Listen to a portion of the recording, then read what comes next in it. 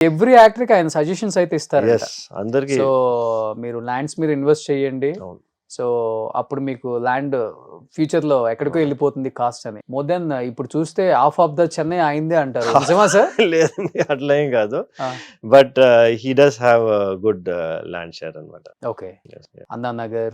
అన్ననగర్‌లో Anna Nagar couple of places. Hmm. Hmm. Yes. చెప్తుంటారు చాలా మంది ఒక 10,000 కోట్లు ఉంటుంది ఆయన ప్రాపర్టీస్ చెన్నైలో. I don't think so. అది చాలా మంది చాలా లాట్ ఆఫ్ థింగ్స్ చెప్తారు కదా! అట్లా ఏమి లేదు. ఆ! Not too much.